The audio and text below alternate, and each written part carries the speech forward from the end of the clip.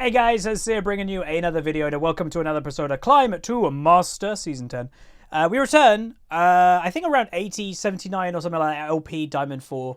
If we win this game, there's a good chance we'll be able to get in promo, and this is a POV commentary, by the way. So there are a lot of duos on the enemy team. We have none. Just reminding people, there is no duo queue parity at the moment. They did autofill parity, but I'll explain that in a second. So I'm just going through the ranks. So one thing I did notice is that Na and Diana duo, they're currently on a 5-game win streak. So obviously I want to try and put an end to that. We are playing Illaoi, and you know, we made a video the other day, is Illaoi my new climbing pick? The answer might be yes. I do think she's underestimated in a few areas, and this game may highlight, again, maybe more of those areas. And just worth noting, she's not overpowered. I know these videos that I've been making that, oh, I'm having good performances on her, makes her look pretty damn good. Her damage is ridiculous if you're allowed to get away with it. But that's the thing. You're not supposed to be able to get away with it. If the enemy team just kind of just CC you, like, you're going to probably die pretty quick. But here we go. Unfortunately for us, we're expecting, or we're invading, or expecting an invade, and unfortunately, no severe. Enemy team goes all in for me, because I guess that's all they had vision of. Nautilus actually flashes. I go Q, whack, hit, I think 2 people at the moment. And this fight so far isn't going too terribly. Rengar gets first blood on the Nautilus. Again, reminding people, we're outnumbered right now, like completely. This is a 4v5. Gonna go for another whack, hit 3 people, not dead yet, and I'm pinging. We can win this. In my mind, I'm like, this is easy. Let's go, dude. Severe's finally here. Viger flashes with his E. Enemy team overcommit. Whack! We hit 3 people again. And Severe gets a double kill. And that will start the game nicely. So the Severe, who was AFK at the beginning of the game, way too late, annoyingly, but it's, you know, it went fine, ends up with a triple kill at the beginning of the game. So that was really nice. And I'm happy with myself, by the way, because I was the one walking away, but like spam pinging, help, we can kill these, and it worked, like easy peasy, lemon squeezy. So that does make me, by the way, 0-0-4 at the start of the game. We're against a Na who did get himself a kill, but in terms of gold, it's going to be, you have to remember, yes, I got 4 assists, but those 4 assists are shared with 4 or 5, of like 3 or 4 teammates. So in terms of gold, he got a kill, which is 300 gold. I got 4 assists, but split with other people. We're probably going to be about even on gold right now. Whack, get the first 3 minions really nicely. So this matchup, by the way, reminding people that I'm not a noob to Illaoi. I do want to make that point clear, because people are like, oh, Huz, you literally, this is your 2nd game on your main account of the season. You seem good at her. What the hell? I used to play a lot of Illaoi. When she first came out, I kind of spammed her quite a lot. I wouldn't say I one-tricked or mained or anything, but I played a lot of her. And back then, there was a website that did player rankings. There is a website that does it now. League of Graphs does it as well. But back on the other website that used to do it, LOL Skill, I think it was back then, I was a top 100 Illaoi in the world. Like, not just EU West, world Illaoi. Maybe for the first couple of months of her being released. So I do like this champion. I know how to play her quite effectively. And yeah, it's going quite well already. I'm enjoying playing her too, which I've said always, you know, play what you enjoy. If you're not enjoying what you're playing, you're probably not going to play as well as you potentially can. Meanwhile, Rengar, I'm not a big fan of what he's doing here. He's waiting in a bush. We've said for ages when we're watching Challenger junglers, one big thing, especially at the beginning of the game, you should not be doing is waiting in a bush. You're making no gold waiting in that bush. He has waited there for at least 30 seconds. But annoyingly, like, well, commentator's blessing, I guess, it does pay off for him that the Kindred eventually makes his way. So it worked, but again, I know it's a negative thing to say, but it worked cool. But if that didn't work, that would have been really bad. And that's the thing. Maybe it's going to work 50% of the time, maybe even less. So we're going to just go for the E. By the way, maxing your E is the most damage output if you're good at landing your E. And that is one thing. If you're going to be picking up Illaoi from watching my videos, awesome. But do note that if you're not a great Illaoi, do not max E. Max Q if you're maybe new to the champion or you're not that good at landing the E skill shot, because if you miss your E and you're maxing it, well, your best ability, your ability you're putting your skill points into, is legit doing nothing if you miss it all the time, right? Your Q is much a lower cooldown, it's more reliable to hit, so that's worth something. As a small tip for people who may be picking up Illaoi. Because I do know from these videos, an effect that YouTubers in general have is you're watching this video, Illaoi isn't a popular top laner, so a lot of you may be watching Illaoi for the first time from watching me doing this. Surprised that didn't hit, by the way. And yeah, you might be wanting to pick up the champion, and that's cool. But as a small tip for those people that are like, I'm going to pick up the champion because I'm watching hers, yeah, maybe max Q at the beginning, move on to the E max when you get confident. But actually, for the matchup and why that point was actually being made, I go for an aggressive play. And again, reminding people, look how aggressive I'm being. The whole last episode that I just recorded that commentary was about, oh, look, my playstyle now is about being aggressive. You can see it's already happening now, and we got the kill. Worth saying, I'm pretty sure he could have pressed W in that time and saved him because he would have mega transformed. If it wasn't available, it was literally a millisecond before he could have transformed. Because remember, when you get to 100 rage on Gnar, it automatically does it for you, or you press an ability, your W, Q, or Alt, or E actually, and it will automatically transform you. So we both teleport to lane. Instantly, I go for another E. Again, aggression, aggression, aggression. We get him, I would say, around to about half health from just that E alone. And we've obviously got our Tentakill linked. And maybe we'll do an overview for Illaoi for those that are completely in the dark of what this champion does. So she's a Tentakill woman. That Tentakill you can see over to the right is mine. That's her passive. So every, I think it's maybe 20, 30 seconds, she will just spawn these tentacles around her. You can kind of control where they go, but you're not placing them. It'll basically latch to the closest wall available. So a good Illaoi player will always kind of go to a wall when the passive's coming up. Like, if you can see, it's available now. I'll go over to the wall, and a new one will spawn. Over, you can see above me to the left, a new one has spawned. So that's her passive. And then tentacles are used for other things later. Her Q is just a massive whack down. Meanwhile, the Gnar's going maybe a bit aggressive. Finally, I hit my E on him, though. Unfortunately, no other tentacles are in range. Kindred's coming, though. But completing and killing that may give me some advantage. Unfortunately, he just got me. Going to go for my ultimate. I'll continue explaining in a second. Gonna do my best. Nearly killing him. Gonna try my best. You can see the Gnar is on such low health. The Kindred's getting pretty low too. Gonna go aggressive with the healing. Get one flash. Get two flashes. Need to keep running away. And unfortunately, I just get killed. Played that pretty well for a 2v1 at this stage in the game. Not bad, huh? Again, pretty good in terms of, like, surviving. Akali gets a solo kill. Because, again, Akali is still broken. And, yeah, really, really nice. I was happy with how I played that. So, those are the type of deaths. You know, in the set game, if you haven't watched that one, the exact same thing happened in that game. I'm playing overly aggressive. I get ganked by the jungler. I die. But in both games, I was actually happy after I died. You know, not because I died. But it's like, I actually played that pretty well. Like, that wasn't that bad. Meanwhile, Rengar gets a kill because he's waiting for the Kindred in her territory. And you can already see, like, this game is a little bit reminiscent of last game. And it's not just, like, normally my playstyle of Season 10 would be, oh, my team is stomping, I don't need to do anything. No, my mentality has changed. It's like, okay, my team's stomping, I want to stomp too. So that's something that I'm pretty happy with, is the mentality is starting to come. I'm tabbed out, by the way. You can see occasional FPS lag. I am tabbing out the game here or there, which does happen. I missed the cannon because of it, so that's not very good.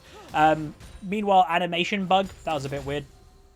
But we're going to return to the aggression playstyle. We are a level up at this state. Going to put a ward down. And obviously, I did have vision of that Kindred when that happened, but if I didn't get Gnar stunned, maybe I would have been okay. Hit my E. We get the dragon. Going to go a bit aggressive. So continuing the explanation of the champion, the W is Illaoi jumps to a target. It's a point-and-click ability. And meanwhile, Kindred's coming top lane again, by the way. They are going to maybe look aggressive. Let's see what happens here. I just keep walking and we're fine. The W is, yeah, you just hit a target. You can kind of bonk them over the head. And your tentacles that are spawned focus that person that you've W'd. They go for a whack. So you whack them, and also then your tentacles whack them. Meanwhile, my bot lane's dead, which is a bit worrying. Your E is, as you've seen it many times this game, is a latch. Like, you send out like a ghost thing. You grab onto the enemy, and if a ghost of theirs will spawn, if you can kill their ghost in time, it's like a certain amount of seconds, they basically will become hunted by the tentacles. More tentacles will spawn around them, and they become kind of hunted by them. The tentacles kind of just focus them whenever they can. And then your ultimate is a massive, like, jump in the air that makes all your tentacles faster. Meanwhile, Rengar gets a solo kill, really nice. Your tentacles become faster, and one extra tentacle spawns, not necessarily that's latching a wall. that's Illaoi in essence. Hopefully I explained that okay. But yeah, she's pretty unique. There's not really a champion that's fully like her, I'd say. And again, I think she's underestimated. Her damage level is insane in team fights, but again, her weakness is being CC'd. Yes, like every single champion in the game, but as we've always spoken about it, in terms of if you're saying a champion is countered by CC, that means in essence the priority of CCing that champion is insanely high. So yeah, every single champion gets countered by CC, but if you're against an Illaoi, you should be using your CC against Illaoi. If you're against a Master Yi, you should be using your CC on Master Yi. These type of champions just require a little bit more focus in order to stop. So you can see we're continuously landing our E. And worth noting, if you don't kill the ghost in time, nothing happens to the enemy. Or if the enemy champion deals enough damage to you as Illaoi, they also don't get hunted by the tentacles either. So farm-wise, by the way, we're over 20 farm above the Na. So not as big of a stomp than last game against the Wukong, but still a pretty big one. For again, on my main account, in solo queue, etc., 20 farm lead at 10 minutes is pretty significant. In you know what is mainly been a solo lane, and if anything, the Nas had more help from his jungler than I have. Rengar was obviously waiting in that bush, but that didn't do anything apart from kill the enemy jungler. It didn't help me. Where Nas had a gank arguably too. So yeah, Akali picking herself up another kill. That one again unfortunately missed. Sometimes it does look like, oh, I got him, man. It just doesn't latch. Unfortunately, it's just a little bit too short. Again, I don't normally have that problem. But on the back foot now, Na looking a bit aggressive, and this is the problem. When you miss that E, you can be in trouble. So one thing I will say that I was very happy with, I did predict that ultimate, by the way, and, you know, many people may not be, even if you know the champion Illaoi, a lot of people don't know. Again, that one missed too. When she jumps in the air, she's momentarily, I don't know if it's, like, technically unavoidable, but you can dodge things. We just dodged Nar ultimate by using my ultimate at the right time. And I will just say right now, people are like, that's a fluke. Nope. Just say, we do it more this game. So, just worth noting. I knew about that. As I said, I was an Illaoi player a while ago. So, like, someone that is brand new to Illaoi probably didn't know that. Hell, there's probably a lot of Illaoi players that may not know that. But I did. Anyway, Akali's just walking out the jungle, completely fine. Saving my teleport, by the way. Why am I saving my teleport for now? Because there's no panic. I've got a 20 farm lead, maybe even a 30 farm lead by now over the Gnar. We're playing well. I don't need to rush to top lane when he's not rushing to top lane. If he teleported, maybe I would have. But I want to hold my teleport that at least I have it equal to him. Because like situations like this, you can see I'm ready to teleport. I'm thinking about it. And I'm still looking, but I'm like, if you look on the minimap, Akali's coming, Thresher's coming. I do now go for the teleport. So again, don't have to teleport always instantly. And you can see there, Nar's also teleporting. So I'm going to land my E while the Kindred ultimate is in session. Going to go for a bunch of damage, get one kill. And as you can see, I'm zoning two people. I'm zoning the Diana and Nar from getting into the fight. So I got one a kill. I latch the E, by the way, which will help because that slows the Diana as well when we kill the Ghost. We pick up an assist. Really nice. So in terms of top lane comparison, look at the TP difference. I get a kill from my teleport, I get an assist from my teleport, and I help get another kill. Didn't get an assist, though, by zoning two people from getting into a team fight. Nar teleported in, got nothing. Literally, he got nothing from that whole thing. So, really nice. Thumbs up. And again, hopefully, as this is the second episode, you guys are, like, seeing more aggressive, more play style making, not just kind of, I'll just get through lane phase and not worry about it. I am actively trying, I guess, to win. I don't know how to explain it. I'm actively doing things to win the game, not just get to late game and be like, I'll win in late game. Because I would say my strength as a player definitely is late game. Has always been. But I used to be a better laner. Like, I mean, if people have been around the channel for a long time, when I used to be a Rengar top main or a Zed main or a Jace main, I win lane on those champions. That was the point. Boom! Second time we dodged his ultimate. Now we're going to go for the kill. And by the way, when you're hitting his Ghost, they are taking damage. A small amount of damage. And I said, owned, lel. Dodged his ultimate for the second time. Again, on purpose. The thing with Gnar, when you're standing next to a wall, you know the ultimate's coming. And yep, there's the all chat. The rage by the Gnar. He's getting outplayed. Let's be honest, that's the only thing That's the thing. He's getting actually outplayed. It's not like this champion is busted. No one thinks Illaoi is busted. He's just getting outplayed. The ultimate dodging is huge because what that does, by the way, is when Gnar goes for an ultimate, that means he's going to commit for the fight. Oh, I'm going to push them into the wall. Now I'm going to commit. But because we're dodging the ultimate, he then is too aggressive. Oh god, my ultimate got dodged. Ah god, I'm on the back foot now. That's in essence what's happening, and it's really good. So item-wise, there are 2 options to go now, by the way. Usually, the build is Sterix. So Sterix is fantastic. In the middle of a team fight, you get really big. When you take a burst amount of damage, they are, by the way, swapping, by the way, which is a bit questionable. But yeah, that's normally what you go. But because I'm having a good game, and it's a really strong item, Death Stance. Death Stance second item. So Black Cleaver definitely first. Black Cleaver generally is really strong right now. You can see Gnar is trying to go aggressive, and this is probably because he's had a pretty poor game. I need to try and do something. Let's try and do something. So they are, I think, going to take out the Thresh. And Kindra gets the kill. So unfortunately for Thresh, he dies. But I don't know. The Gnar's going to look to go aggressive because of how badly top lane's gone. And I'd say that's something that I never have personally done too much of. I've had a bad game. I'm going to roam, try to do things. I generally turtle up when I've had a bad game and just focus on trying to scale in terms of farming. Because those type of plays can backfire. Like, yes, they got the Thresh. Cool. No one died. But what happens if 4 people were waiting or Rengar was waiting and he could just get a one-shot? You're probably going to end up dead. So if you see my mouse movement a few seconds ago, I am just kind of making the point like, oh, they could be coming top, and I welcome that. So if you actually look, my tentacles, I've positioned them in a triangle, kind of like what you do with Heimerdinger towers. Stand in the middle of it if you're expecting people to come for you, because yeah, that's how you're going to kill people. So they're going to take it. Unfortunately, I missed the E. Going to go for the ultimate, though, and let's go. Happy, fun, wacky time. I'm not going to take the tentacle, not the lantern. I end up taking some damn dude. That unfortunately took a bit too long. But I was going to do a buttload of damage. I do end up flashing. Veigar flashes too. Rengar got a little bit caught out by himself, and we're going to re-engage. So Gnar goes for ultimate, Diana goes for ultimate. Gnar gets absolutely rinsed by the legendary Akali. And reminding everybody, there are some people that literally want you to think that Akali is unplayable. She's not. She just takes a lot of skill to pull off. So if someone used to be good at the old Akali and now can't pull off the new one, yeah, she's not, I'd say, stat-wise broken. Her kit is still broken, but it just takes a skillful player to pull it off. That's the thing. So again, it's just not worth playing if you're not like a really dedicated Akali player, pretty much. That's in essence what I'd say. And by the way, I'm fine with champions being that. I'm okay with League having, what, 150 roughly champions? If 10% of those champions are like these 15 champions, you have to dedicate to playing them. And obviously I don't like one tricks, but you have to dedicate a lot of time and skill to end up pulling them off.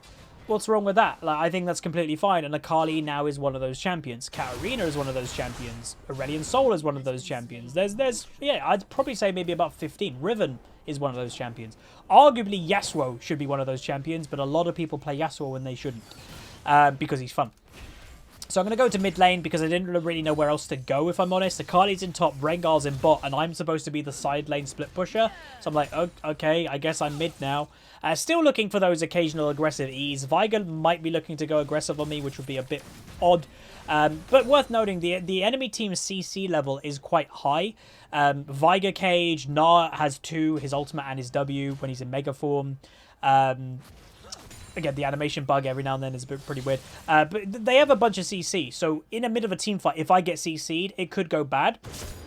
Meanwhile, Akali's having a fight with the Gnar, and now the Nautilus is getting involved. I don't know if the Gnar, by the way, has what I had. To me, he played overly aggressive, too aggressive, and that's what actually hurt this Gnar a lot. His aggression got him behind. And yeah, he's trying to fight an Akali who's legendary. He ends up dead even in a 2v1. So maybe this Gnar's playstyle is what we've spoken about. I'm going to start playing aggressive. And so far, it's worked 2 games in a row. But I kind of quoted, if it works 60% of the time, you'll climb quite quick. But the other 40% of the time, you're going to have probably pretty bad games. Well, this Gnar, we saw in the champion screen, he has a 5-game win streak. So he might be playing confident. I'm going to play aggressive. And this game, he got outplayed. But that's just the way that the aggression playstyle works sometimes. You're gonna have that game where you're playing aggressive, but you get beat. Therefore, you're probably going to end up just feeding. And this, yeah, Nara is currently 1-5, and he is now, by the way, I think I just saw there by the pressing tab, he is in essence 50 farm down. I've got 150% or well 50% more farm than him right now, so that's pretty good. Again, the animation bug, by the way, don't really know what that's on about. I am pinging my team, just letting them know I'm 700 gold away from Death's Dance. If you're wondering my thought process now, I'm still split pushing, I'm still side laning until Death's Dance. That's what I want. In my mind, I'm like, okay, I can teamfight right now, but if I get Death's Dance, I believe that is going to make me relatively unkillable, unstoppable. And obviously not 100% unkillable. What I mean by that is, with how tanky it make me be, with how much healing it's going to make me do, it was going to take the enemy team so long to kill me, if they were to try, that my team can end up killing them, or I'll kill them with Death Dance. So that's kind of the point. Rift Herald got spawned. You can see me start moving near enough instantly. I do finish off the minions. But yeah, I'm like, I'm going to go mid lane because, you know, the enemy team's spawning Rift. That means they're probably going to look to group here a little bit. So maybe let's look to do something, at least stop the Rift Herald push. Because obviously we don't want to give them any advantage that we can. And I'm going to go for a flank Rengar and Thresh over to the left-hand side. I'm going to come on in, but they must have some vision around here. Because as soon as I'm walking up, they just completely back out. And like, okay. But, you know, that's good. Just stopping them completely. Not letting them do that is also a positive in itself. Again, constantly keeping my teammates updated. I'm 280 gold away from the item that I need. So I'm desperately, by the way, because I'm feeling there's going to be something going on. I'm desperately wanting, let me kill this wave. Let me go back and buy. That will give me Death's Dance, in essence, but it's too late. So they're going to go for a fight. And if you're wondering what I'm doing, I'm legit looking for something to TP to. I don't need to TP. Unfortunately, Akali's killed everything. So I am going to TP, and we're going to help get the kill. I missed the E. Going to go then just kind of give up. Unfortunately, maybe Severe died. Maybe I could have helped out. But, yeah, Akali killed everything. So that is an unfortunate position to be in when you are a top laner or when you've got teleport. It's like, I'm going to help, and they don't need me. Damn it, dude. Because I could have, in essence, stayed bot lane and pushed bot lane, increased my gold lead over the Gnar, and got a tier 2 tower. So that I would have got way more ahead than the Gnar if I stayed bot lane. But that's just where, yeah, I'm playing more confidently, but that's where I also need to be more confident in my teammates too. Again, when we're watching the Challenger top laners, especially when we're doing the Challenger spectates, we've always said, oh, they're split pushing because they trust their team. Anyway, there's going to be a big ultimate. Wacky, wacky. They're in a massive choke point. We get 1 kill. We're going to go aggressive still. Wacky, wacky. Going to get more. Boom. We get a double kill. So for my single death, we killed 2 people, and we did an insane amount of damage to other people too. So that's Illaoi. If you don't get CC'd, awesome. We did get CC'd a little bit there, but not enough because we just straight up like one-shot the Nautilus, basically. But what was bad, if you rewind it, if you wanted to, the Veigar cage was really bad. The Veigar, this game, didn't look like to actually he was CCing people. He was just putting the cage down. A good Veigar, like that situation, should try to land the cage on the edge of the champion that they're trying to CC, because that instantly stuns that person. He doesn't stun me if I'm just in the middle of the cage, so that's worth noting. So I am just telling them, like, hey, try to let me get Baron, I'm up, and then they kill the Baron. So that's nice. I'm not sure if they slowed down, by the way, for me, but I do say thank you anyway, because, again, Baron is obviously nice to have on as many teammates as possible. And, yeah, Death Star's obviously complete. Now going to be building the Sterix. Again, very strong item on Illaoi. Perfectly acceptable to go Black Cleaver Sterix over Black Cleaver Death Dance, by the way. I explained my reasoning earlier because I was fed this game. Just go for a bit more team fight. Well, both of them are team fight orientated. Death Dance is just more sustain, which I like. So Dragon is spawning, and I'm just going to kind of wait in the bush, which I've always said you generally don't wait in bushes in the early game. In late game, you can get good picks by waiting in bushes when there's nothing else to do. Am I going to go mid and farm? I could. Am I going to go bot and farm? I could. Dragon spawning. I want to have priority over the dragon. Rengar's on his way, so there's no point. You know, I am a carry this game, but I'm okay with my Severe going mid lane to get the farm over me. I don't need to get all the farm. So we're actually going to try and steal the red here. We do get it. Severe gets it, which is good. And going to throw a ward down. They do have a control ward, and Veigar panics because I guess he thought I was engaging, and he uses his item. And we're going to go back to the bush. Which is good. So hopefully my passive doesn't give me away. If you're wondering, meanwhile, yeah, we're going to get that pick. if you're wondering, we spoke about earlier about how does it... We're going to go aggressive on the Kindred, by the way. How does it... Why didn't it spawn then? Your passive just wasn't being used. If there are no spawn locations, because you only can have tentacles, you know, so close to each other, if there's no current locations for it to spawn, it just won't spawn. And when you move, it'll spawn when the next available location is available. So I'm not going to go back right now because, boom, look at the healing. That's Death Dance, by the way. We get the dragon. They also get another kill, I think, on Gnar. And they're going to be pushing bot lane. And this is something, again, that's rare. Different playstyle. I'm going to stay mid. You guys go bot. I'm going to just do what I'm doing. And then here we go, everybody. Going for a big engage. We get 1 kill. We get 2 kills. By myself. Yeah, we got Thresh Lantern, but that honestly didn't... That didn't help us get the kill. We would have been completely fine without it. We get a double kill in arguably a 1v2, 1v3 situation. We get the tier 2. We open up the base. Get the inhibitor. And this is going to be close, maybe to the game ending. The game might be over now. So, second game, back-to-back. There's the thread vote.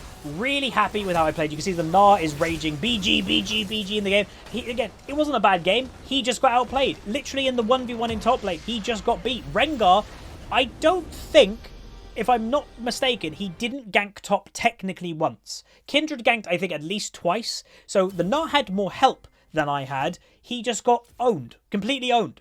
But there we go. Really, really nice. And yeah, he was really toxic, I think, in the end screen too. So just those typical points. But as I mentioned as well a few times, with everything going in the world right now, don't be toxic online. People are using online gaming and gaming in general to escape what's going on in the world. Don't be that guy that makes people in a bad mood. Like, you have no right to be that guy. Anyway, damage-wise, we actually have so close damage to the Akali. Even though she was 14-0, we are so close to damage done. So that does show you had a really, really good game. And weirdly, I think this is the second game in a row that a Severe does pretty bad in my game. I think last game, from memory, the Severe did pretty poop. This one does kind of poop too. Even though the early game, she started with a triple kill. Don't know how that happens, but that is the game. And worth noting, that got me back into promotion series for Diamond 3. And yes, the next game you're going to watch, I will say slight, you know, spoiler, it is another Illaoi game, but with all the content, reminding people we've got the Smurf series and everything. If you want variety, watch the Smurf series. The main account is about climbing. But that's going to be it. Like, subscribe, comment down below. See you guys next time. Peace.